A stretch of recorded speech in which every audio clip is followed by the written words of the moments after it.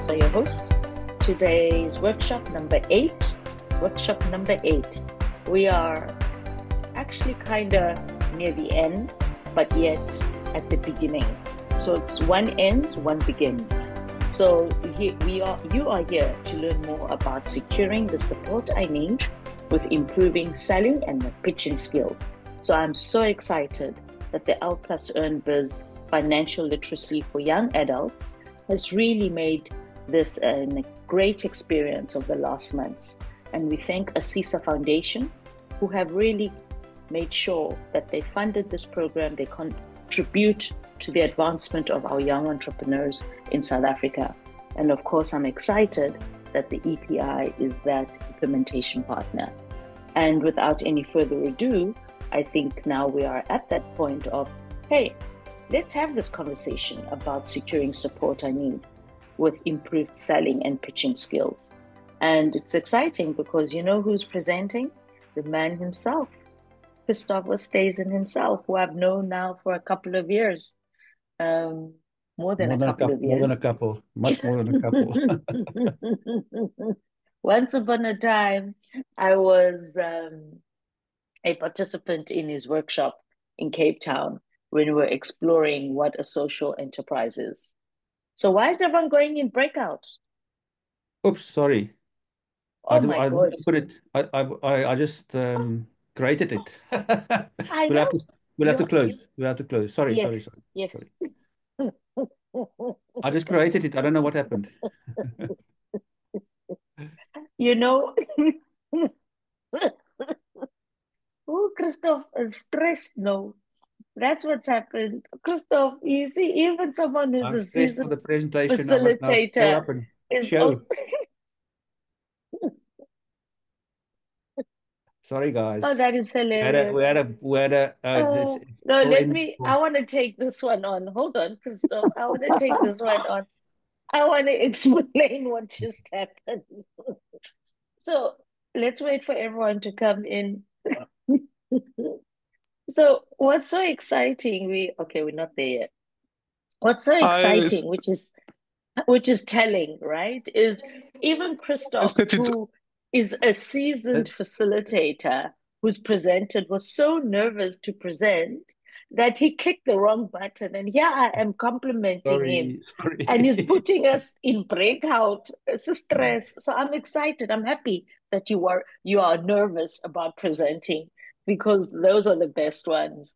So anyway, please let's laugh and make him feel good. Don't be sorry, Christoph. That is just our awesome icebreaker to introduce you to our space and just to show that it's always a stress. And over to you as you tell us more about securing and support I need with improved selling and pitching skills. Mr. Oosthuizen, over to you, my friend. We're gonna talk about what makes a good salesperson, and we've been sharing ideas already in the WhatsApp group. So I'm not sure, Amanda, what stood out for you that people were commenting about in the WhatsApp group. Hi. There were three trends that we picked up on. A lot of them are using a very customer-centric approach, extreme product knowledge and expertise in their fields, and confidence and communication in themselves, but also with their product. So to have that confidence and being able to communicate what your product's about and having that confidence in yourself as well. Yeah. Yeah. Nice. But I'm not sure if there's anyone that that question led to some new thoughts that wants to maybe just share with us. You can unmute and speak. Just one person. If there is someone that wants to share. When we posted this question about you showing up as a salesperson, did it lead to some interesting thoughts for you about how you engage with your customers, perhaps? Anyone? Remember, if you show your hand, it's an opportunity you create for yourself. Lunga. hello, how are you guys? For me, I think it's knowing your product, whether it's prices, where do you purchase your goods, all those stuff. They give you more confidence in speaking with your customers. Yeah. Yes, that's it. Yeah. Yeah. Confidence about your product, and the way that you show up in sharing that. We're going to talk more about that and explore that a bit more. as we go into the breakouts too. So I promise I won't touch the button until you say so, Tobeka.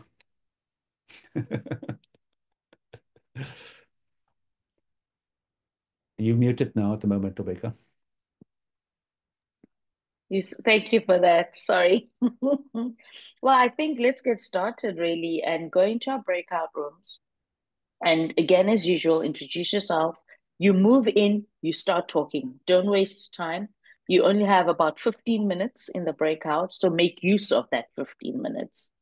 And the purpose of it is discuss how entrepreneurs can use their strengths and overcome their fears or challenges when selling. So share your experience of what you've done. Don't even be too hypothetical, or stuff that you've heard from your coaches or your mentors or other people that you've worked with.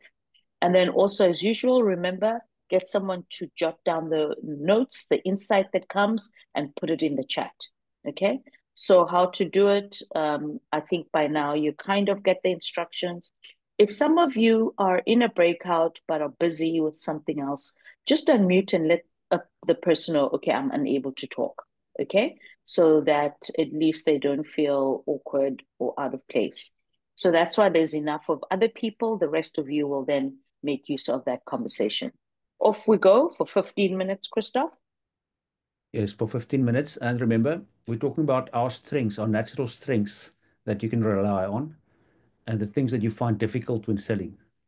What can you do naturally well, and what do you find difficult to do? So focus on those things. So it's a personal question. It's about yourself. It's I show up when I sell to people. What is easy for me to do and what is difficult for me to do when I know I am here in front of a prospective customer, and share that. And then we can talk about that to when we come back, sort of what are those strengths? How do we overcome the challenges and how can we use the strengths?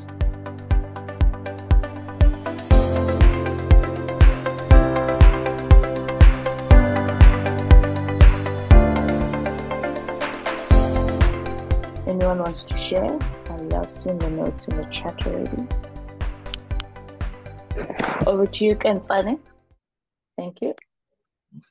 Thank you. In room 16, I think we had a problem with the chat because we kept on typing, but whenever we are talking, it jumps off. So I don't know whether Kateko was able to just copy our chat into the main group because we were struggling a lot. But what came out is that in most of us, our weakness is that we are not good salesperson. Yes, we know our product. Yes, we know the business that you are doing. We can talk about our product all day, all night, but we are not really good salespeople because for myself, I don't follow up with my customers. You buy once, I struggle to follow up with you. Is the product still there? How is the product treating the chickens? Because I'm in the feed business. So, yeah. For Itumeleng, it was the fact that she is shy. So she feels she cannot present herself well.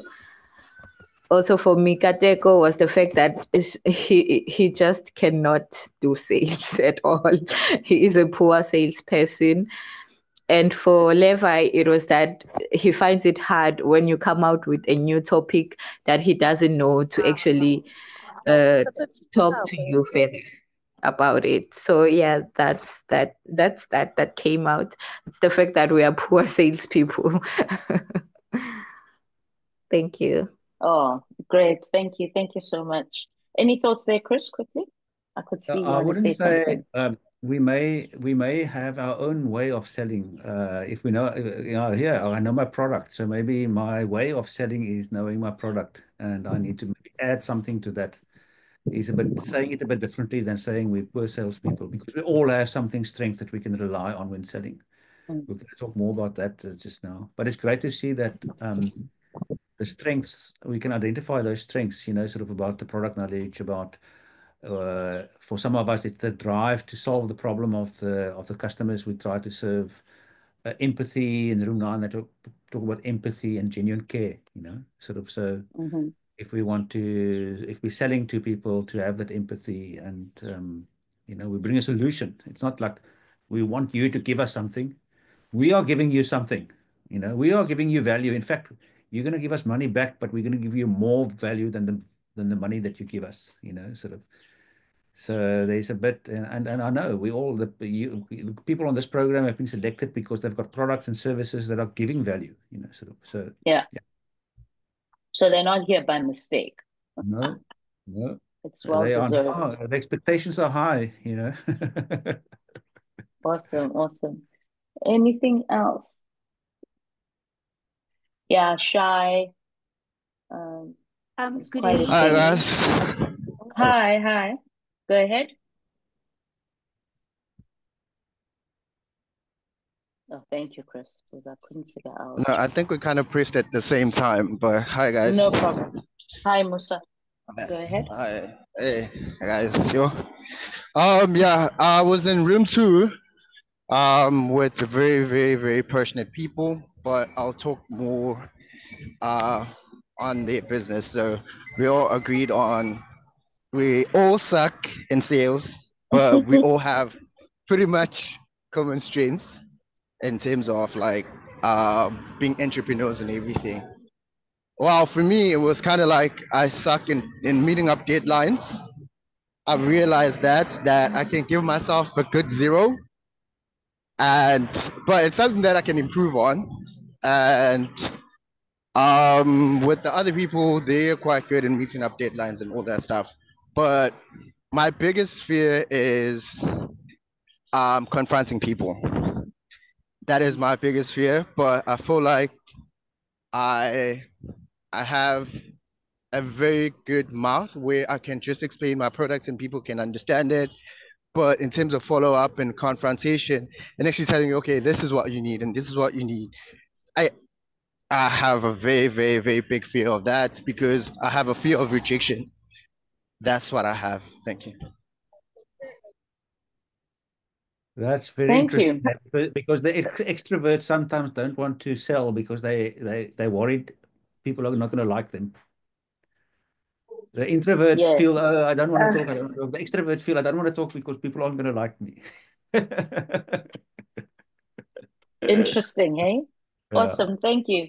Over to you, Tsolofelo. Yes. Hi guys, my name is Tsolofelo Delphia Kusitata. I'm based in the Northwest Mafeking. So my company name is Denson Projects Pty Ltd. What we do it's deco and catering.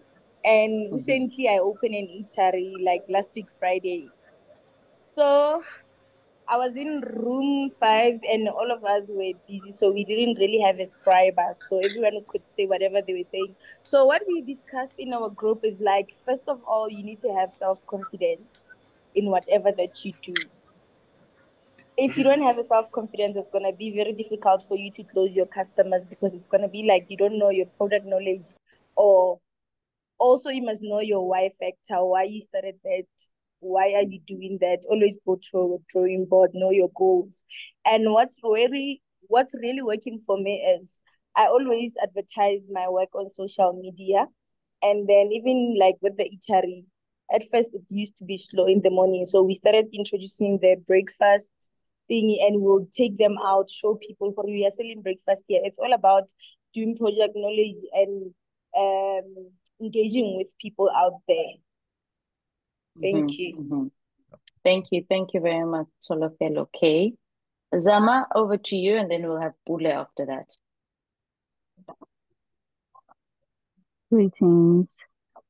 Hello. I was in room 15 and we were really struggling with network for a moment there. So we couldn't hear each other. But what we spoke about is having confidence in both in yourself and the product as well. Because as much as the product can be really good, but if you don't have confidence in yourself, then you struggle to present the product. But I've also shared on the chat some of the things we talked about, but I just wanted to share the reason I raised my hand. I wanted to share an experience. So yesterday I was exhibiting at the Soweto Investment uh,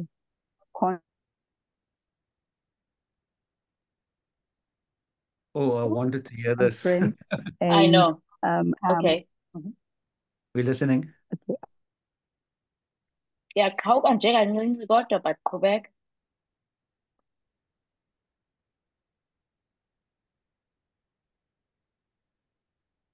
Oh, shame, Zama. Okay, Pule, over to you. Zama, we'll come back to you. Please let us know. We want to hear now. We are all invested in the store. All right. Good day, everyone. Good day, Pule. For me, in the group that I was in, unfortunately, it was only the two of us who could participate. And lucky enough, it was that the lady that we were working with was someone that was doing muffins, and I'm doing eggs. So now you can hear that I'm already selling myself right there.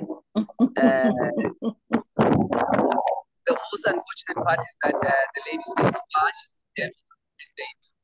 That's the most unfortunate part. But to be fortunate, it's that after now talking about selling yourself, it was my turn also this day. I just got out of a meeting. I was supposed to sell my business because I'm looking for a bigger land. So now I had to sell my business in order for them to give me that bigger land. So sales is very important. It's not easy to sell yourself in front of people, but sometimes you have to, when it comes to your business, you have to make sure that it works for you. We were not all born to speak in front of people, but at the end of the day, you have to do what you have to do in order for you to get what you want. So I'd say thank you very much to this program, because on a daily basis, one gets to learn and one gets to see the importance of learning, because now I've learned a lot. Now that with my business, there's a lot of changes that have been done. Because of this program, I've got bigger land. I was able to apply for fundings. The government that didn't even see me was able to come see me. Potential buyers came to come see me. So, there's a lot, but I can't wait to now start practicing my pitching so that it can look better, because I'm not that person that is very good in presentations, but for me to show appreciation to this program, I'm going to do my best. Thank you. Great, thank you. We're just here to create the space, create the conditions for you all to flourish as entrepreneurs, and the programs here, and then you take what you need, right? You take the water, the sun, and you flourish, and your fruit grows and your business grows, which is your business, right? As Joel is unmuting. So always remember that it's you showing up and making use of the space as well. Joel, go ahead, please. Or I'll be calling Epeleng next then, whoever unmutes first. Okay, go ahead, Joel. Thank you. Good day, everyone. My name is Joel Sikorobele. I'm based in Rustenburg. We do in agriculture, crop production. We do consulting, and we also do construction. So I had a business fail because of my lack of understanding of sales and in terms of what it entails. In a sense that before it's not necessarily the market or your product, but you need to be able to understand who directly you're dealing with. Because I was really fascinated with interior design, but you find that I really invested a lot of resources, equipment, and softwares in terms of designing it. But you find that my immediate environment, when you tell them that, they're like, okay, see, we understand you're selling all of this, but how much? I'm telling you, you're gonna feel like this, like this. They're like, no, we understand all of that. How much?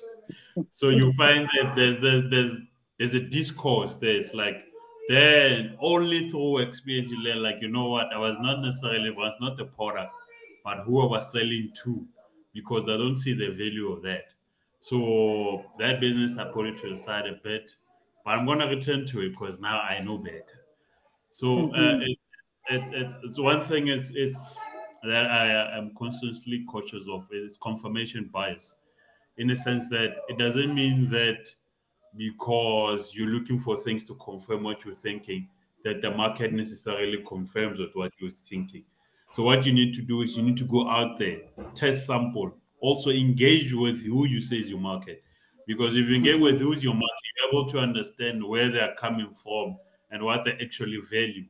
Because a thing might be good, might be a good product, but if they don't see the value of it, it's gonna be hard for them to actually purchase it or buy into it. So, with that being said, I took a step back and tried to understand, okay, what kind of a person I am when it comes to selling, because I like to engage, like properly engage, get a psychological profile of who I'm dealing with.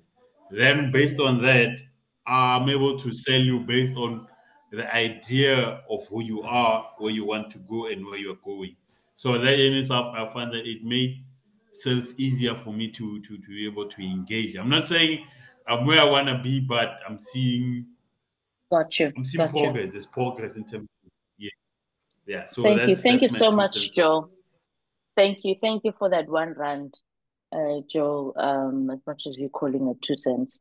I know we'd love to hear from all the other people, but Christoph, should we have you a bit before we go on, and then we can maybe pull in all the other stories a little later?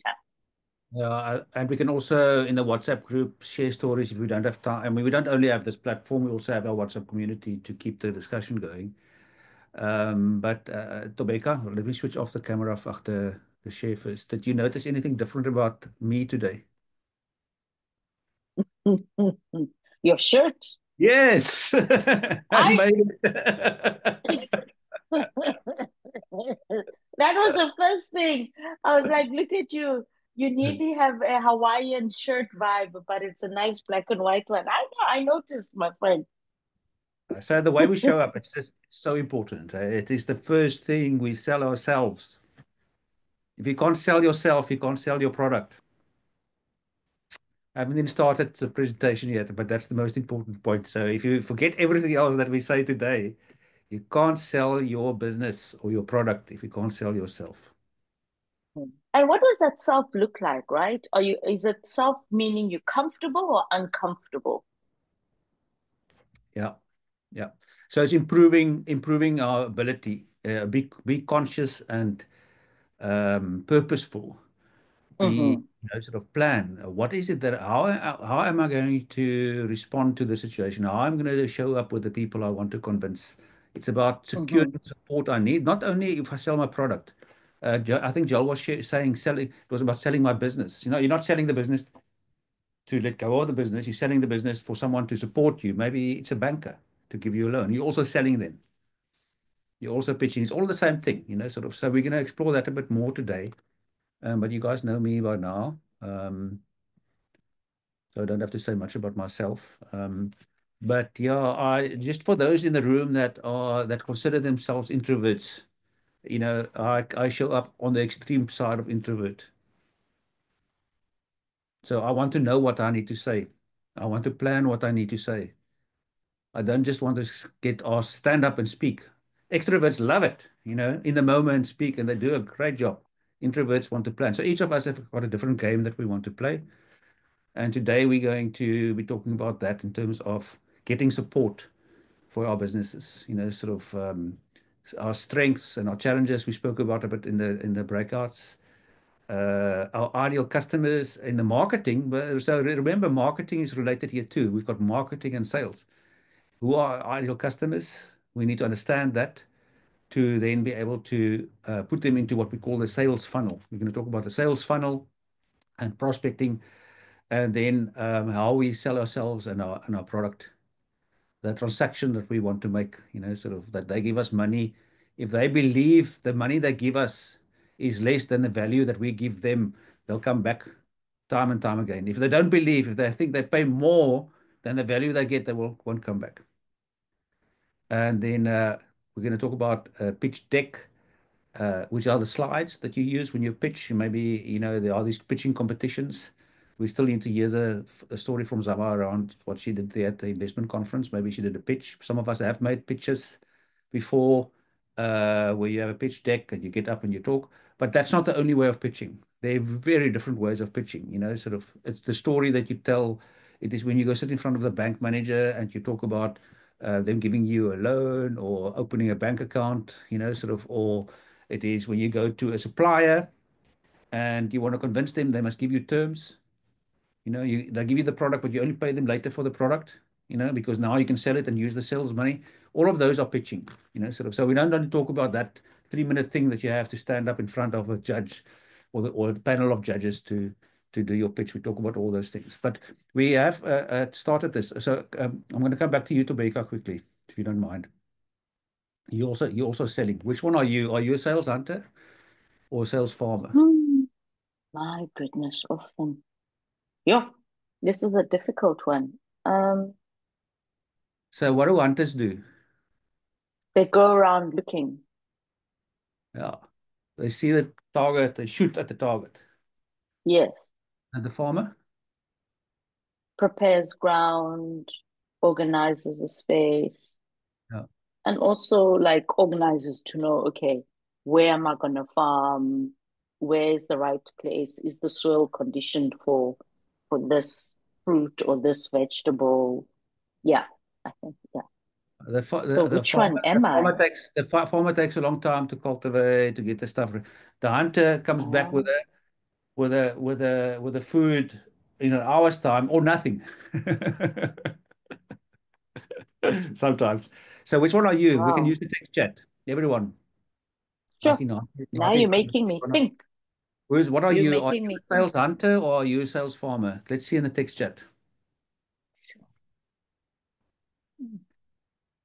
What are you? Everyone You said can type. something interesting. You said sometimes you sell and you can come back without anything, and sometimes as a sales hunter, sometimes you can get that buck, and Yeah. sometimes you don't. A very valuable buck.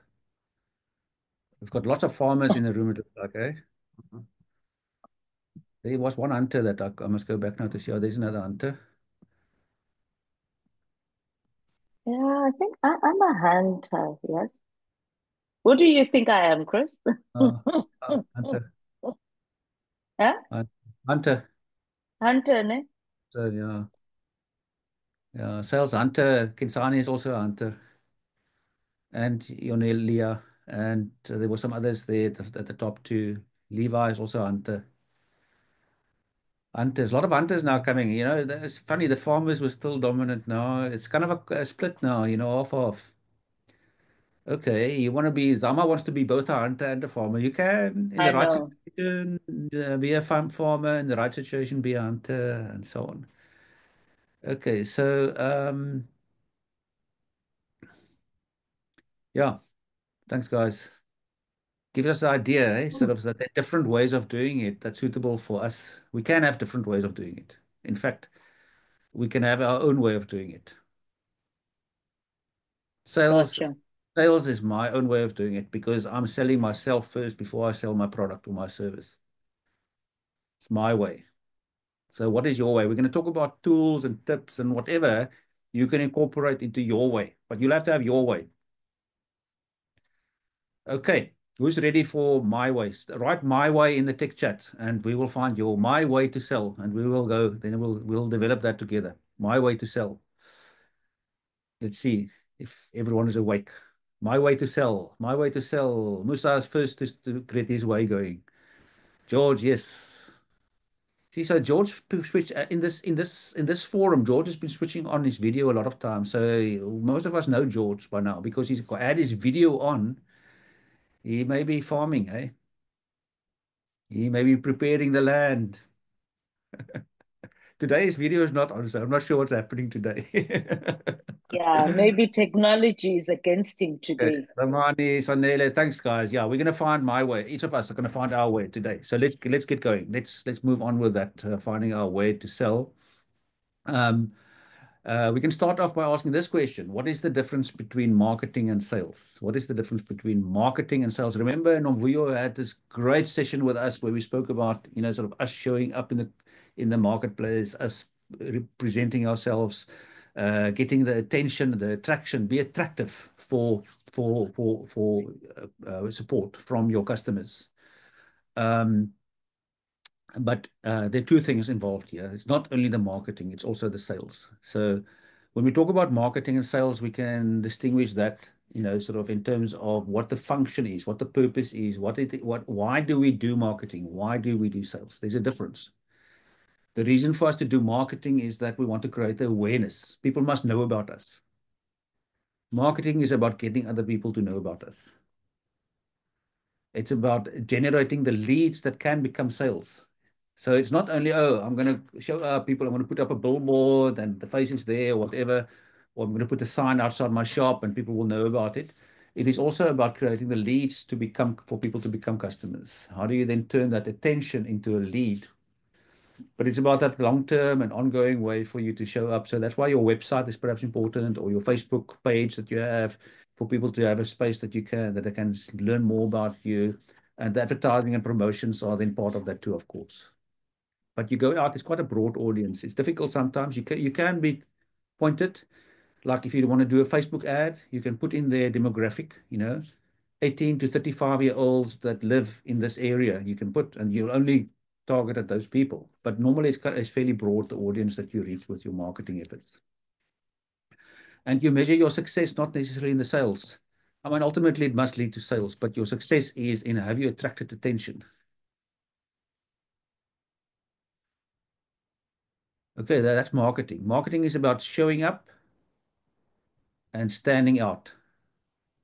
Showing up and standing. I showed up today with a different shirt that you normally see me in, so I'm not kind of already showing up today because I look a bit different than I normally do. And then if you stand up and show up, you have to create the attraction for people want to do business with you. You're not forcing them. You're not saying you have to buy from me. You become attractive for them to potentially buy from you. That's marketing. Now sales, well, our sales different. I see there's some comments. Tando says marketing is presenting what you're bringing, your service or the product, and sales is when you get the actual price. Yes. Yeah. So sales, it goes more into the transaction. You got it, Tando. It's that value exchange. Sort of, so they know about you, they see the value that you can bring, and now you must make that transaction. So you want to give them something that's valued more than the money that they give you. I'm going to say that again. You want to give them something that is more valuable to them than the money that they will give you.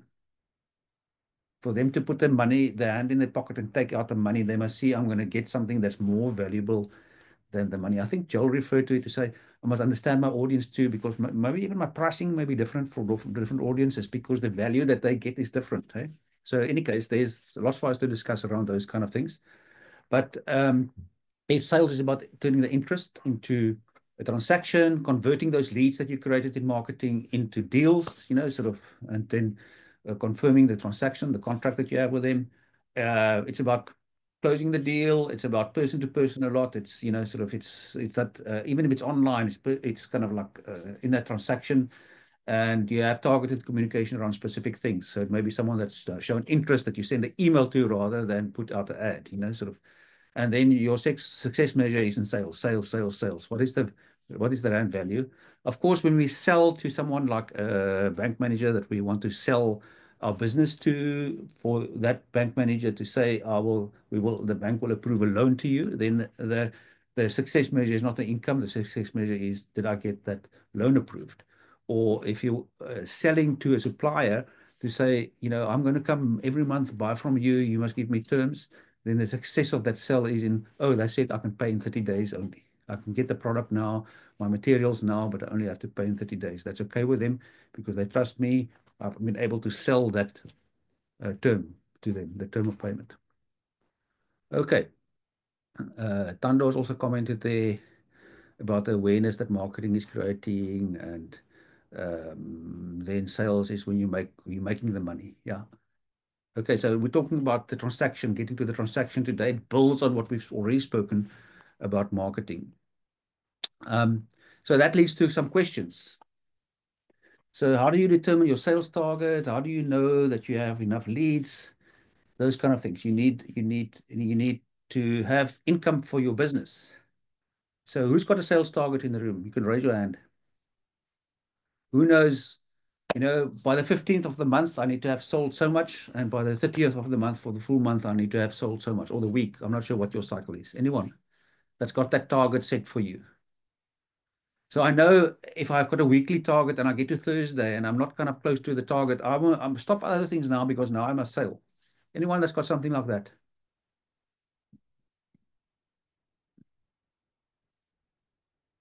No one. Zama, you were unmuted for a moment there. Pule. Yes, I do have a sales target, but I haven't necessarily been able to meet it in all the months to meet my target because I'm saying to myself, this is my goal.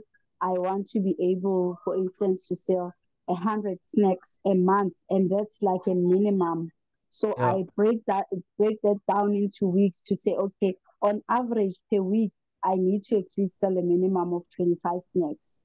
Right. Okay. That's for How me many alone. how Mhm. many snacks is Okay. one customer buying from you? It depends. Some person will buy two, three, some one. It really depends on that Okay. particular client and the purpose why they are buying the product. So to sell 25 snacks, you have to have like 15 to 20 customers. Yes. So let's say your target is 15 customers for the week. How many people do need to be kind of like showing interest in you? Is it only the 15, or do you have some more people that must be interested in what you're offering? It's more than that because when I'm talking about that particular part, I'm talking about individuals, not necessarily the business to business thing on the side to say someone will come outright and say, I want 50 packs of dried fruits because I want to be able to target individuals because then that helps me create awareness because they can share among each other and so forth. Yeah. So yes, I'd say 15 clients in the minimum because then they are able to buy. Some will buy two, some will buy one, some will buy three, and eventually it will exceed the limit that or the target rather, not the limit that I'm Exactly. looking So at. let's say we want the 15 in the week. How many people must kind of think, oh, maybe I will buy from you?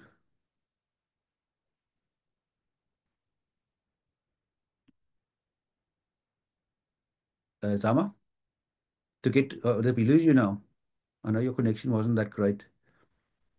Looks. So you're saying how many people must be thinking about buying from out of the 15? No. To get to 15, how many people must be thinking they may buy from you? Because you're selling to Okay, 15. I should say 15 is buying from you. How many must have thought, oh, yes, maybe I'll buy from you? maybe even 30, 40 people because advertising to them or talking to them doesn't necessarily mean that they're gonna buy or they're gonna buy now.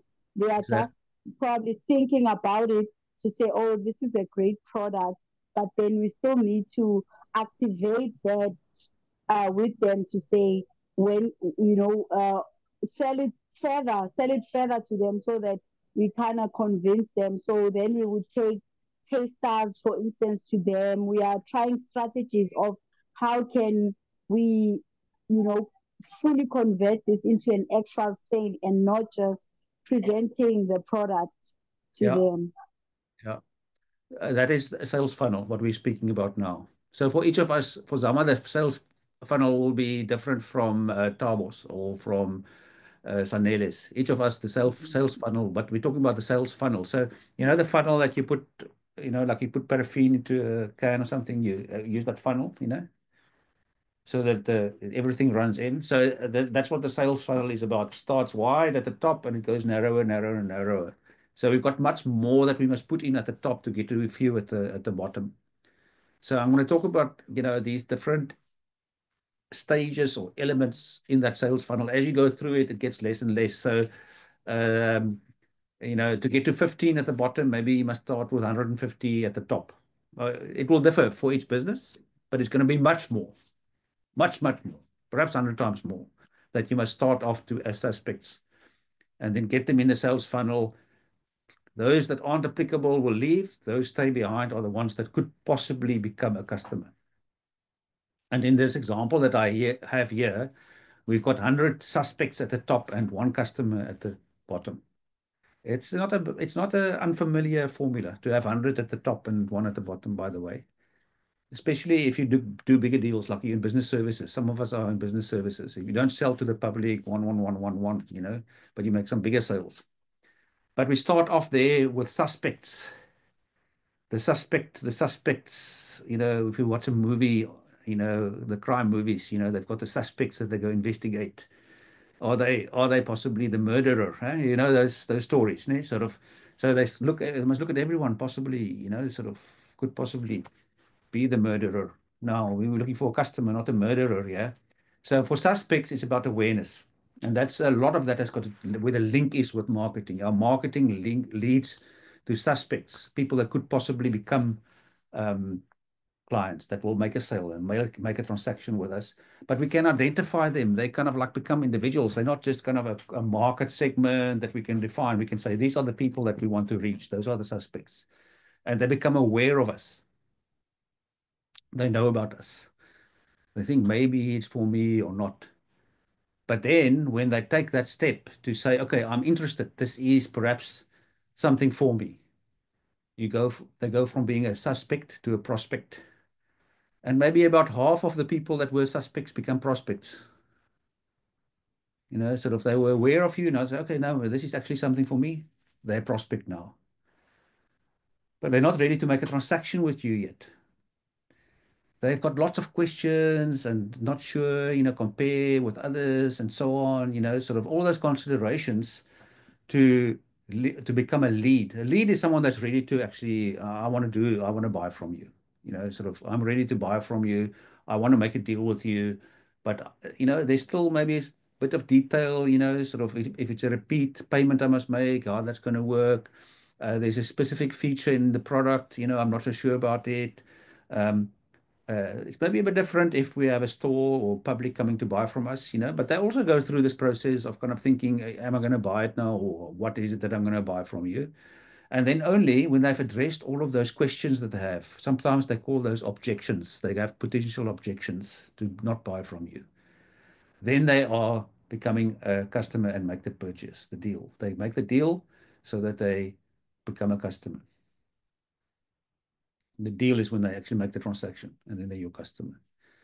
Now, those objections, you can think of them in advance. You can think, oh, if I sell wooden ladders, someone might say, no, I don't want a wooden ladder because a wooden ladder is heavier than a metal ladder. The metal ladder is easy to carry around, but if you think about it, sort of metal ladders fall over much more. And I actually have researched it and I can show you that people break their arms much more from falling off metal ladders than wooden ladders. So you have to buy my wooden ladder, not because it's lighter than a metal ladder, but it's safer. That's what's happening when you are busy there in deal making. People have objections, and if you know the objections, you can address them beforehand already. You can think about it beforehand already. You've got the answers ready. You can write out the answers. What is the objection? What is the answer? So these are the kind of things that you can think of when you are thinking of your sales funnel. So you can work it back too, sort of. So let's do that. If you can just think about this for a moment. We're going to take 1 minute. Just think about this for a moment. If you start with a customer, think about any of your customers. And then you go back to say, okay, this is not my customer. What happened when we were making the deal? What happened when that person was a lead and they were considering? What happened when they were just a prospect, sort of they knew? What happened before I actually know that this person is going to come into the system, into the sales funnel? And that can describe for you a way to design your sales funnel so that the suspects can lead to customers. Okay, so that's a strong idea. It's not something that maybe you can just do overnight and start doing it, but you think about that. You have to have your numbers up there. You have to have 100 suspects to get one customer.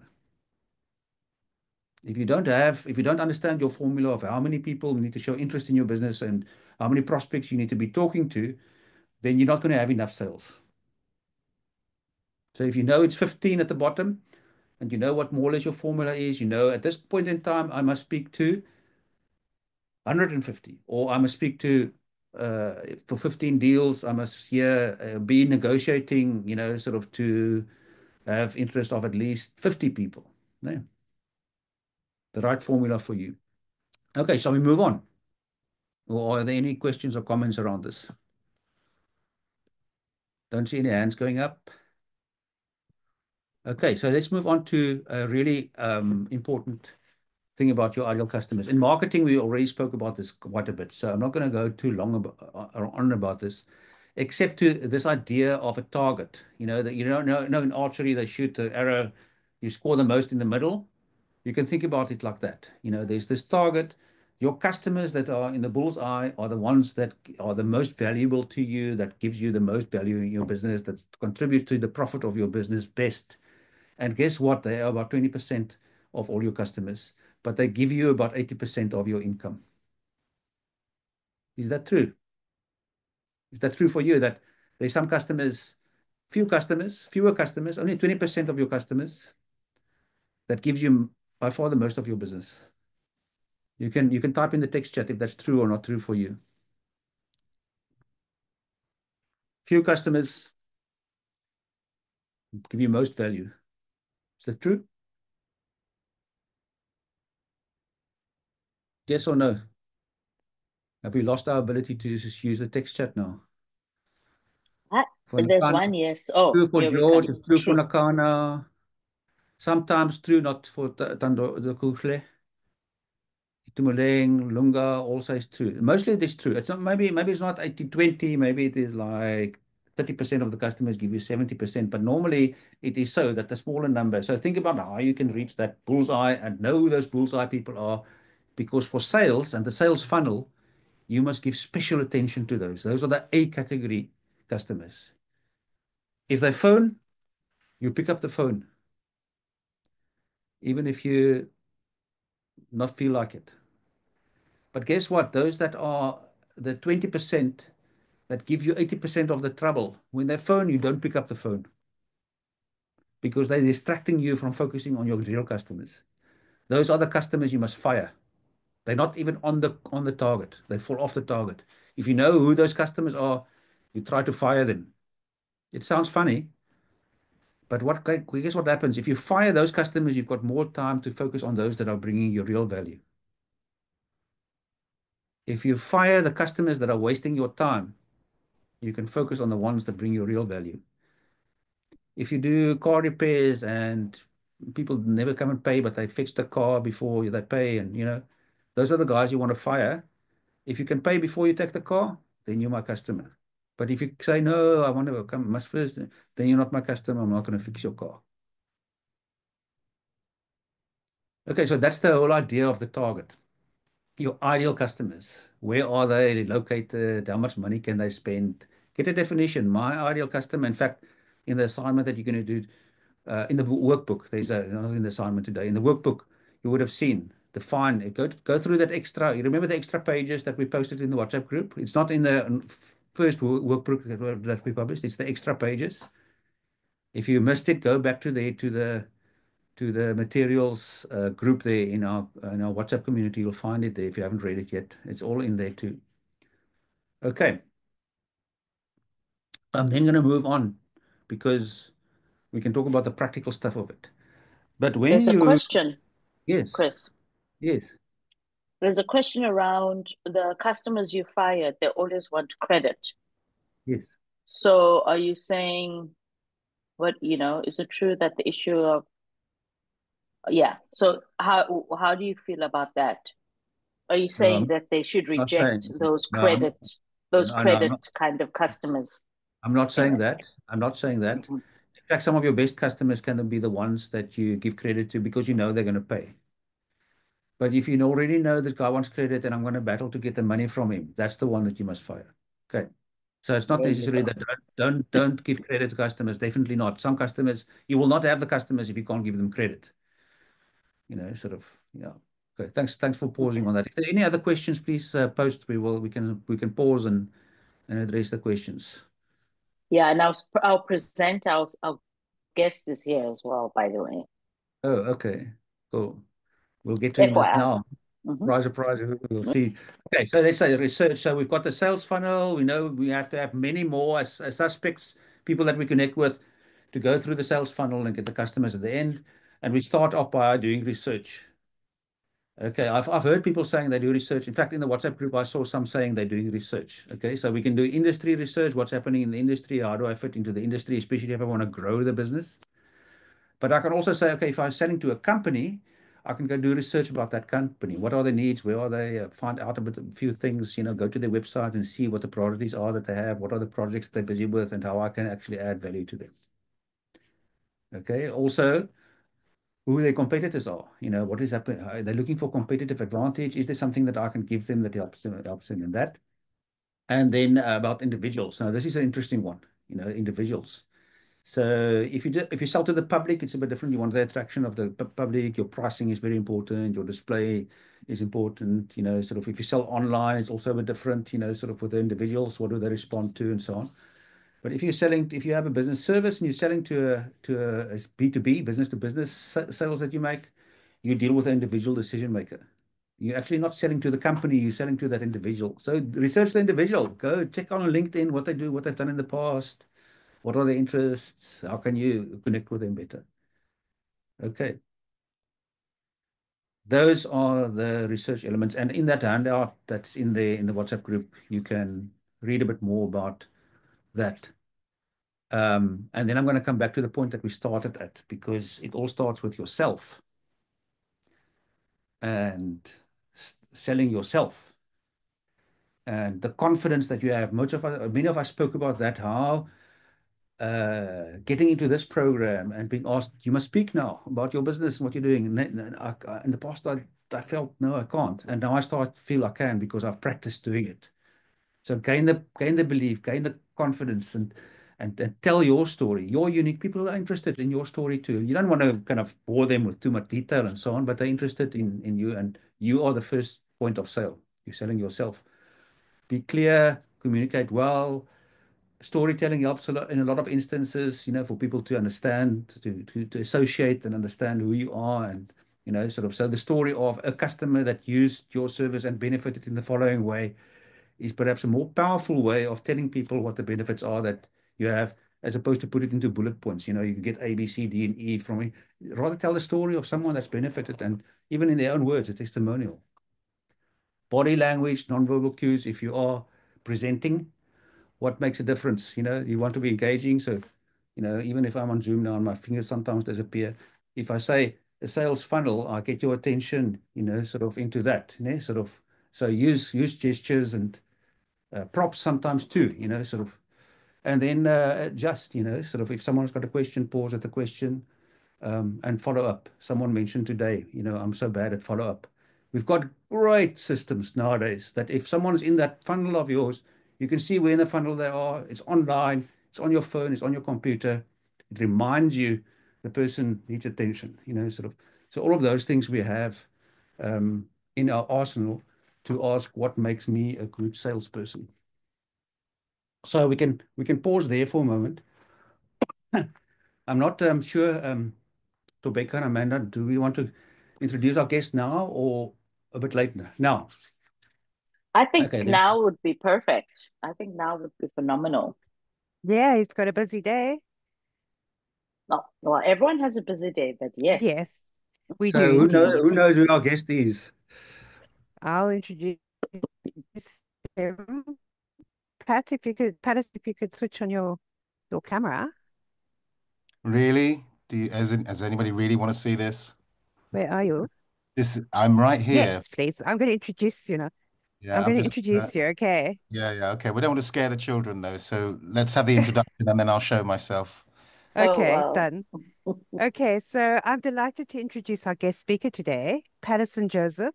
With a diverse and accomplished background, Patterson brings a wealth of experience to our session, from starting his career as a chef to becoming an award-winning actor on stage, TV, radio, and film.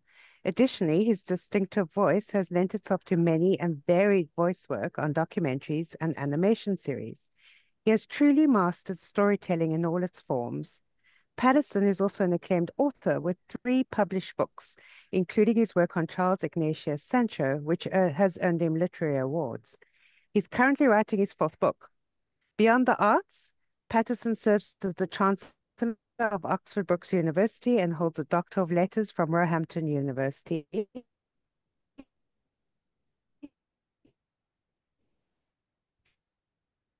And he's an advocate for having a warm, taking time out of his busy schedule to join us live from England. And it's over to you, Patterson. Hello, everybody. I don't know if you can see me. I can't see myself. This is a good thing. Very nice to to meet you all, if it's only online. I've just recently left Cape Town, so the sun is in my bones, but here I am in England, and it's freezing cold and grey, as you could imagine. So I hold Cape Town in my heart as my sanctuary.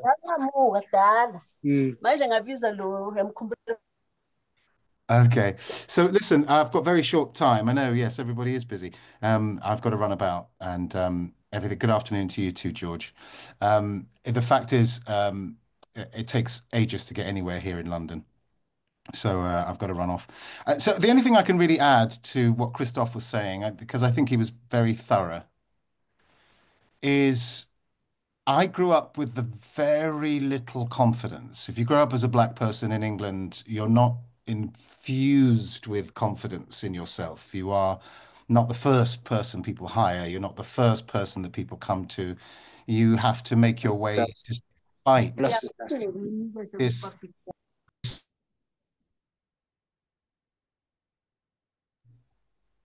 unmute. Okay. Sorry about that. Keep going. That's okay.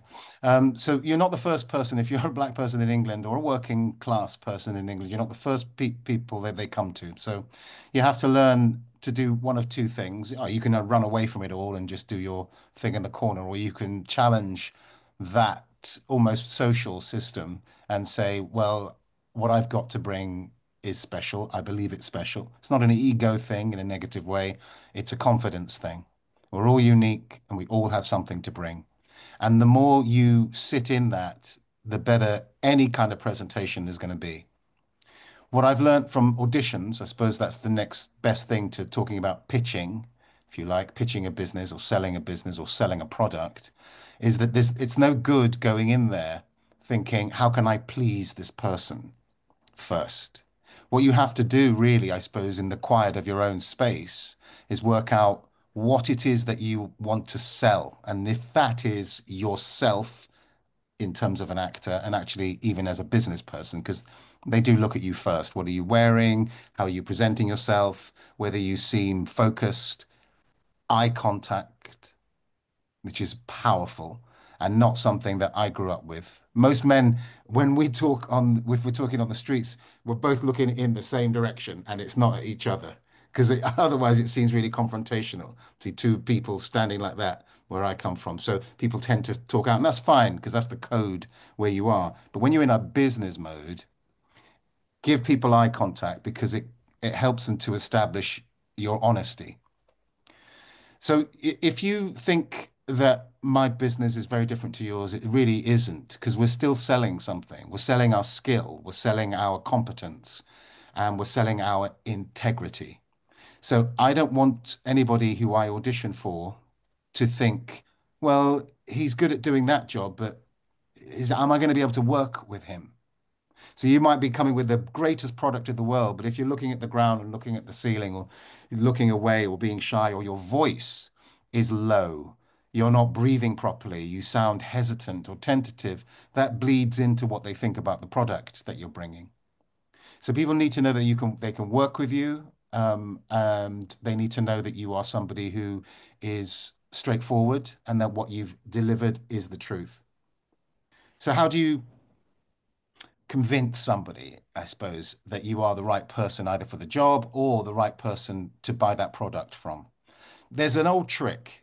It's ancient. It's probably pre the Greek civilization. It's probably You probably find it in ancient African civilizations and, ancient South American civilizations.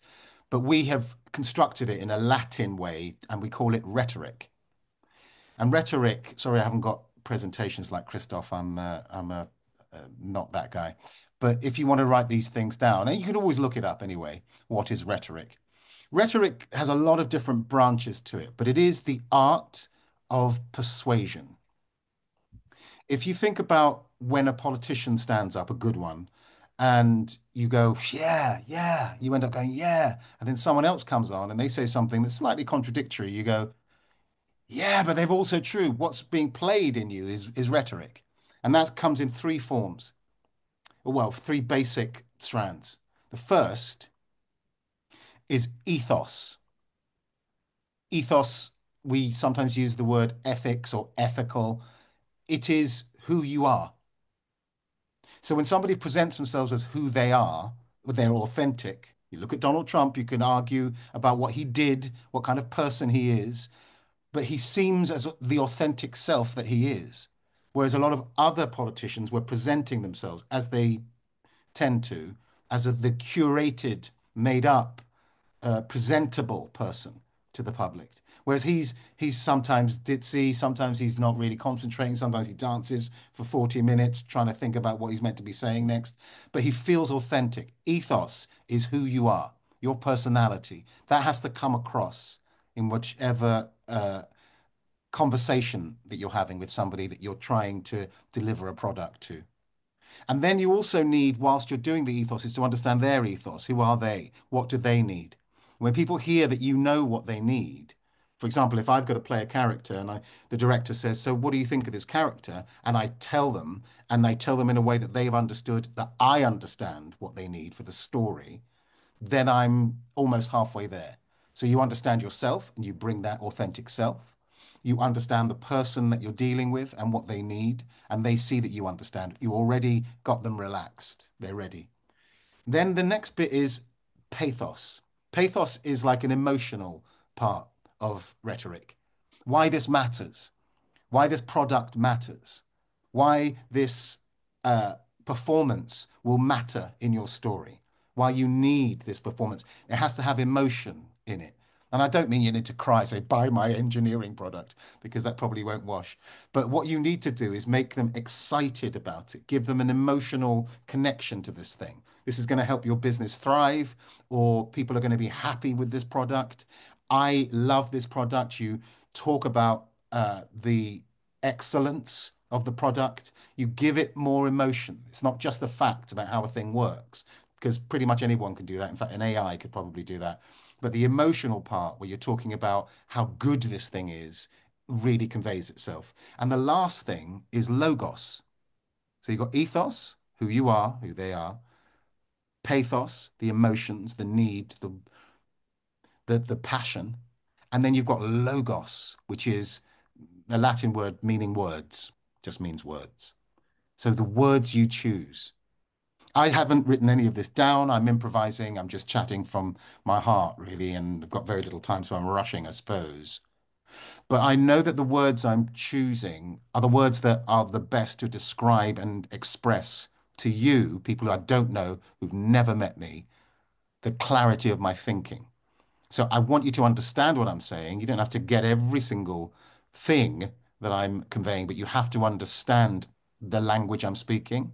I have to speak your, I mean, South Africa, you've got so many languages, and you have, they say, even if you're bilingual, that you've got two languages in your brain works quicker than anybody who has a single language. And I know most people on this call can speak at least three languages, some better than others. So you guys have quick brains. And in that, you need to choose the right language to speak to that particular customer. And I don't just mean just the words, I mean how the words are formed, short, snappy sentences. Is this person a listener? And so you really need to deliver quite a good speech to them. Or are they somebody who really likes to talk? So you learn to be the listener. The art of persuasion is not a trick.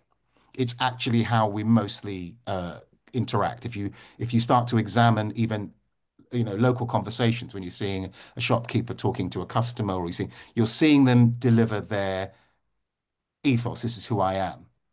And then their pathos, I love my shop, or I love my products, or I love my customers. And then you hear the words they choose. And each customer that comes in be slightly different.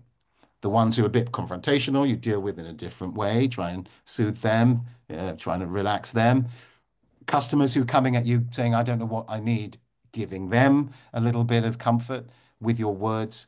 And customers who need persuading in a harder way, they like to push back and bargain. Then you talk to them in that way. You attack because they're attacking and they enjoy it. But it's great actually. It's like the art of learning to read people, which is one of the best arts that human beings have.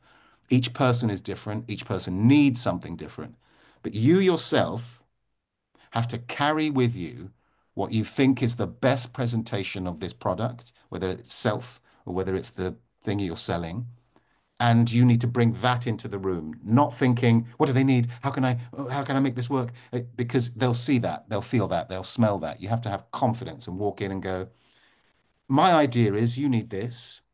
I think this is the best product for it. This is who I am. I always work with honesty. I always work with integrity. And now I'm going to deliver you this. And it's then up to them. The very last thing to say before I run off is always, if you possibly can, well, don't forget to breathe. That sometimes can happen when you're in a tight meeting. Don't forget to physically breathe. Breathing brings oxygen, it brings relaxation. For the deeper studies of it, it's an autonomic system. If you breathe in a certain way, sometimes even just go 4 breaths in through my nose, 4 breaths calmly out through my nose, and do that a few times. Soldiers use it to calm themselves before battle. It's just a way of centering yourself. Be yourself in these situations. And you don't have to play act. The more honest you are, the more the other human being will recognize your honesty, the more persuaded they'll be by your personality. So yeah, those are the few things I think in the short time, sorry, that I have to express. But yeah, this is rhetoric is also about human interaction. So you see it in your world, notice it in the world that you're in, when your parents or your guardians or your friends are having conversations, see who's masterful at rhetoric, because some people are just naturally good at it. This is who I am. This is how I feel. And these are the words I choose to convey it. There you go.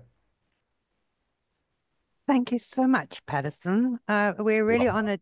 That was profound and with your usual passion. So thank you for giving us your time and to help these young entrepreneurs to try and give them a bit of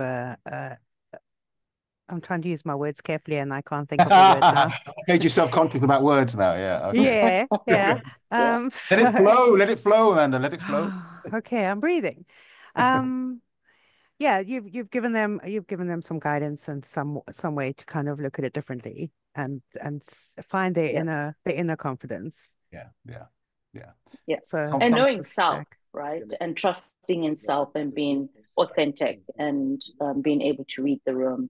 And these are the things we naturally all learn. Thinking about being brought up in unsafe environments, you learn to pick up the environment. You learn to figure out something's about to happen up in here and move. Resilience is part of us, especially as people of color who are living in hard situations. We learn to sense the environment and know how to maneuver the space. I don't know, but that's Thank you so much. And I just saw the last thing, which is all I've been thinking of is Wonka and seeing the brains behind. I love that. Well, thank you. It's been wonderful. You've been very attentive, and I wish you all the best. Thank you, Christoph, for giving me the floor for this while. And I'll hopefully meet you along the way. You can say hi to me and tell me that you're on this call if you see me in your area at some point. Okay. Bye-bye. Awesome. Great. Thank you very much, Patterson. Okay. Thank you, Amanda. Bye, Patterson.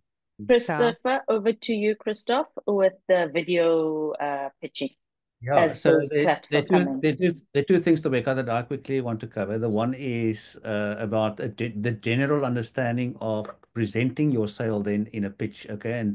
And as we are entrepreneurs, we have sometimes the opportunity to actually do a pitch through slides, sort of, so you can be in an online meeting and you have the opportunity to do it through slides. The question is, what do you need to cover in those slides so that you have a comparing argument? There's also this thing about pitch competitions and so on, sort of, so you go like Dragon's Den style, you've got a chance to pick. Here's a quick guideline, and your assignment 8 is to do a plan for a pitch deck, not the pitch deck itself, just a framework, a plan. And these are the things that you should consider. Introduction, sort of, people need to know who we are. They need to kind of be able to associate with you, feel some compassion for you, perhaps even. And then a very high level kind of description of what your business, what your product or service is about. But to zoom in into that solution that you have, sort of, so you're solving something, even if it is just that it's accessible to people at a specific place where they can't find it elsewhere, sort of, or the quality of your product that they can't find elsewhere, or sort of, even sometimes in pricing, it solves a problem for people in the way that you kind of package the quantity so that the price is affordable for people. That could solve a problem for people. So it doesn't need to be a fancy tech solution, sort of, to solve a problem. If you know what the problem is yourself, you can explain that well. And then how many people need this? Sort of, how many people, not only how many people need this, how many people can you reach? This is more important, in fact. It's not about the total market, it's the market that you can reach. How many people are in that space of buying for you to have the opportunity to grow your business through increased sales with them? That's the third point. The fourth point is a very important one, and all of us have been in business for a while. We have to show traction. And when we say traction, we mean traction as in other people have started to support you. Other people are buying from you. And there you can use case studies or testimonials. Testimonials can be so powerful. You can just ask someone to give you a sentence of what the benefit is they got from your business, or a little video clip, sometimes even on your website, of what someone said, sort of, that shows traction. So when you want to get people to support you, to show traction, if others are supporting you already, I can also support you. It's much easier for people to do that. And then the fifth point, I'm going through this fairly, fairly quickly, and perhaps next week when we do the refresher, we can, if you have questions around these things, we can address them too. But the fifth thing is about risks, and this is kind of like where it's more analytical, sort of, what are the things that you need to anticipate that can possibly go wrong? We don't think about that always, sort of, but when you pitch and you explain, especially you're going to explain to a banker, if the sales drop with so much, how can you change your cost structure so that you're still profitable? How do you manage those risks, sort of, and potential challenges? And then the sixth point is the financials. We know that we need to, we need to know the detail to be able to explain the high level. The high level is kind of like, we're going to make sales of so much and our profit is going to be so much. We need so much funding. The funding is going to go for these and these items, But below that, there's a whole 10 spreadsheets of details. Now, if you don't do it yourself, maybe someone else is helping you to do so. And then the last one is a call to action. What is it that I want from you? I need to tell you, what is it that I want you to do now? That if you now like what I've said, what must you do next? Sometimes a pitch like this leads to ongoing discussions and so on. So perhaps the next step could only be, okay, you have some questions. I want to, next is for us to address those questions, sort of, or if you're sitting at the bank, next is, what is the steps for us? What are the things we need to provide to you? If you say it's okay, we can proceed with a bank, with application for a bank loan. And those are the things that we can cover. As I say, I'm going fairly quickly now. It is in the workbook too, or in that addendum that we added to the workbook. So you can read a bit more about that there. But the important thing then is we'll give you this as both as a Word document and a PDF, for you then to submit your assignment 8, where you've got the 2 columns there to fill in, sort of, how you're going to plan, how would you plan those steps or those elements in a pitch deck. And you have to submit this before Tuesday next week at 12. Now, and maybe Rashida can come in here now already straight, sort of, so that we have enough time to cover any questions that we have around the issue of the pitch video that we're going to prepare. Because on the 27th, we're going to announce the winners. And Um, there are things that Rashida, can someone just mute whoever's got it? Okay, I'm here. There's Sorry, something. I'm here. Yeah, there's some things that Rashida can maybe just talk about in terms of the pitch video itself. But if you have assignment 8 I've got done, really poor. it will allow you to much easier do the pitch. Over to you, Rashida. Hi everyone. Is my sound okay? I have a bit of We a can hear you. Yes, we can lag hear you. We can hear you. because it's my headphone. Anyway, okay, video pitch, right? So, wow, amazing. Thank you so much, Christoph, for this great session. I don't think I can ever learn enough about pitching. It's it's something you're gonna have to continuously do, and the more you do it, the better you're gonna get at it, right? And I mean, once you have that pitch, you can use it as much as you like. So it's worth spending time on just reflecting and sitting with the content and the insight you've been given in preparation for your video pitch that you're going to submit to us. Okay, so you'd have noticed that we didn't put out that we going to be having prize money and all of those kind of things. We really wanted to show or see or really look in terms of our entrepreneurs that we find in South Africa. Often it's said about us, all we do is think about grant money and money. And now clearly it shows all of you that's in this room, you have continued on this journey without us telling you anything about these awards. You still continued and persisted. I mean, we still have people that's 100%, in terms of participation. So that's really great to know. But now all your hard work is going to pay off in the form of this awards ceremony that we're going to do. We're going to recognize a few of you for your video pitch to us. And the video pitch must be submitted by Monday, the 11th of November, because there's a whole bunch of things that we'd have to do to package your video. Winners. The winners will be announced on the 27th of November. But we need all that time so that we can actually prep. And I'll take you quickly through what that is. So, just some tips on making your video, right? So what you'd have to do is in your video, it needs to be a 3-minute video. And you can take it with your phone. We suggest you use some props or at least show us some of your work.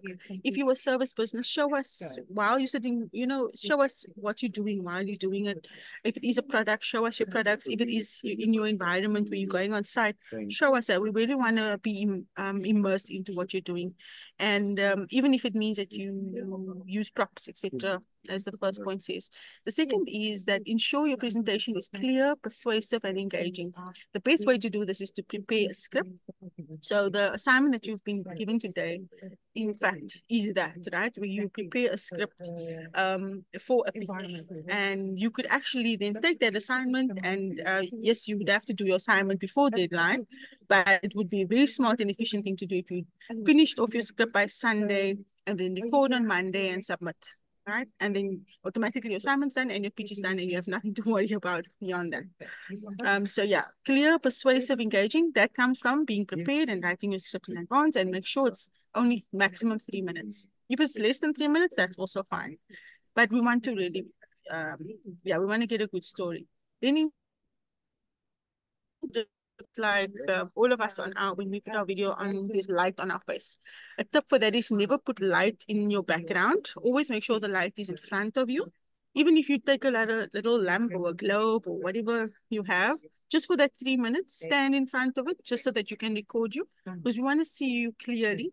Because that also, of course, will aid in your submission, being a good submission, right? And then last but not least is to record on your phone in landscape mode. That is a way more engaging way of recording. So that's the best format that we would prefer. I see Nkosi Peter has questions, Christoph. Will I take the question or can you maybe pop it in the chat? So just to confirm quickly, so we are kind of on the hour now already. But in the text chat, maybe you can just mute if you're not speaking to Rashida. In the text chat, we do have the instructions on how to submit your video. You're either going to do that by filling out a form like all the other forms that you've had, or you can send it to the WhatsApp number there. And it has to be with us by Monday at 12 o'clock. So we will not accept any videos considering the awards. We'll announce the details of the awards to you later this week, but you have to submit by Monday at 12 o'clock to be considered by the judges. And thanks, Tobeka, for posting there what the judges would consider, sort of in terms of value proposition and so on.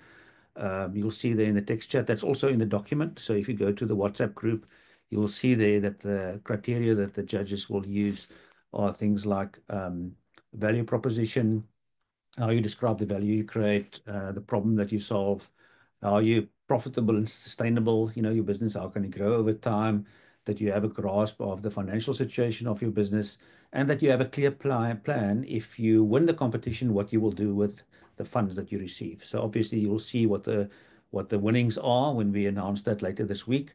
But then also to give a clear indication in the video clip what you will do with the money if you are the winner.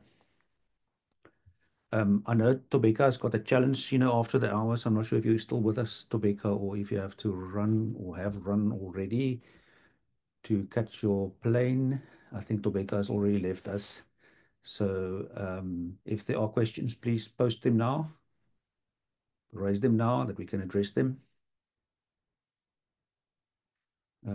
Someone had a hand up, but the hand is now dropped. We also have the WhatsApp group if you still have questions. And Kosi Nkile.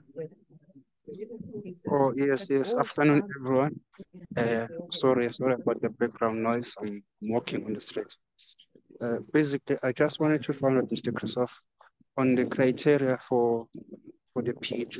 What are the scores to focus on? Maybe, let's say, if I'm talking about my market demand, what are the scores for market demand or for each section? So the criteria that judges use, it's on screen now at the moment, but it's also in the how to make and submit your video pitch document that is now shared in the WhatsApp group. So you can look at that document and you'll tell you what the judges will be looking at. But thanks for that question. That's a very important one. So if you make your video, you can also already take into account what the judges will be looking at. Oh, thank you, Mr. Christoph. Really appreciate it. Great. And as I say, if there are any more questions coming up, sort of if you get stuck on something, we've learned also that we are a community that don't mind helping each other. Even if we're in a competition, we joined in this, sort of post it there. Maybe some of the other entrepreneurs can help. If you want to post your video clip before and then say, guys, comment on it, you can do so too. Maybe you don't want to do that, I don't know, but you can do that if you wish to. And then what we still have to cover today is basically our end of day poll or survey. We'll paste there in the text chat for you the link. If you can please click on that link. And it's quite important that you complete it, please, guys. Take part in the poll so that we have your responses in there too. We'll paste the link for you. Oh, there it is, the post. So thanks, Amanda. Click on them with the fingers. It's due by the 10th of November, but maybe you want to do it now straight out. Answer the poll. We are over the time now, limit now already, so maybe people can complete that poll. And then I'll ask Amanda, Rashida, any comments or questions that we still need to address before we say goodbye?